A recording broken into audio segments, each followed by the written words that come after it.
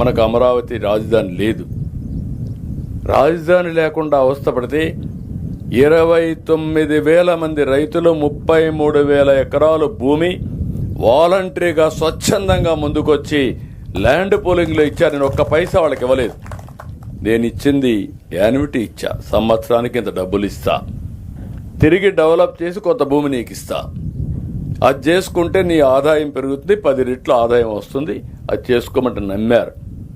నమ్మి ఇస్తే 5 ఏళ్ళు ముందు అమరావతి మేలైన నగరం, నేను కూడా సపోర్ట్ చేస్తానన్నాడు. అధికారంలో రానంత వరకు మేము చేస్తామంటే అడ్డుపడ్డాడు. ఎప్పుడైతే మనం చేసిన తర్వాత వాళ్ళు వస్తానే అమరావతి కాదు 3 రాజధానులని 3 ముక్కలు ఆటాడి రాజధాని లేకుండా చేశాడు. ఇప్పుడు కేంద్రంలో చట్టంలో పెట్టి రాజధాని చేస్తే దీనికి నేను ఒప్పుకోను, నేను వ్యావేగాన్ని అంటాడు. అది ఎక్కడి నుంచి ఆలోచనలు వస్తాయో నాకైతే అర్థం కాదు. అంటే వితండవాదం. అంటే మనకు రాజధాని లేకుండా పోవడం ఎంత బాధేస్తుందండి. ఈరోజు తెలంగాణ ఉన్నారు, నేనే డెవలప్ చేశా, నాకు బాధ లేదు. ఎందుకు డెవలప్ చేశాను? తెలుగు జాతి కోసం చేశాను.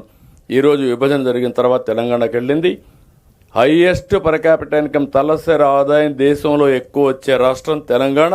దానికి ఫౌండేషన్ ఇచ్చిన వ్యక్తిని నేనే.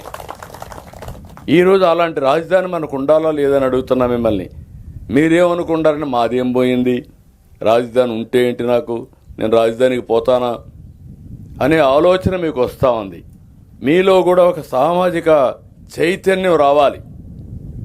ఎవరి వల్ల లాభాలు వస్తాయి. ఈరోజు గుజరాత్ ఉంది, నరేంద్ర మోడీ గారు ప్రధానమంత్రి అయ్యారు, ముఖ్యమంత్రి అయ్యారు, 3 సార్లు గెలిచారు. ఆ రాష్ట్రం బాగుపడింది. ఇప్పుడు కేంద్రానికి పోయారు, మళ్ళా 3వ సారి గెలిచారు. మీరేం చేస్తున్నారు? వైకుంఠపాళి ఆట ఆడుతున్నారు. అన్ని ఇప్పుడు నేను అడుగుతున్నా మిమ్మల్ని అందరి రైతుల్ని. జిల్లా ఇచ్చాం, వెలుగొండ ప్రాజెక్ట్ నేనే ప్రారంభించి ఫౌండేషన్ వేసి నేనే పూర్తి చేసి మీ జీవితాలు మారుస్తున్నా. మళ్ళీ హార్టికల్చర్ హబ్గా పెట్టి మీకు ఎవ్వరికి ఇబ్బంది లేకుండా మీ ఆదాయం పెంచడానికి, రైతులకు వెన్నెముగ్గా ఉండడానికి నేను దోహదం చేస్తున్నా.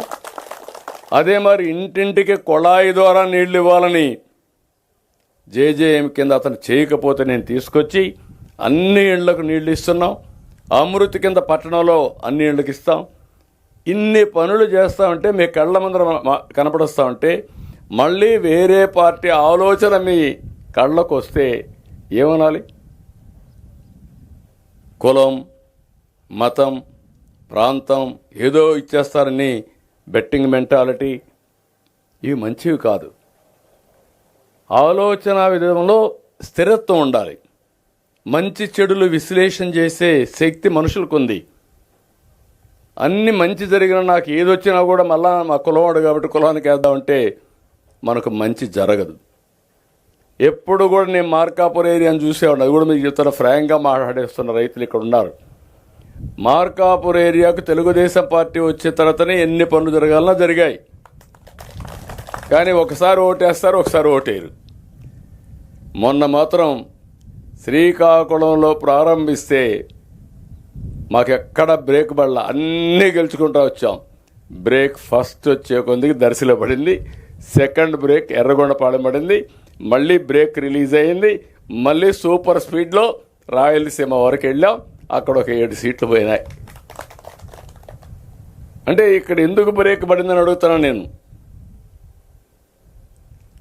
మనం అందరం కూడా గుర్తుపెట్టుకోవాల్సింది, ఇవన్నీ చేసిన నేనేంటంటే అందరికంటే 30 ఏళ్ల ముందు ఏం జరుగుతుందో దాన్ని ఆలోచిస్తూ ఉంటా. నిన్న మాకు ఏదైతే తుంగభద్ర డ్యామ్ గేట్లు కొట్టుకోబోయింది, నేనే మన మంత్రులు పంపించాను, రామానాయుడిని, కేశవ్ని పంపించాం. మన దగ్గరనే కన్నయ్యనాయుడు ఒక ఎక్స్పర్ట్, ఆయన్ని కూడా పంపించాం.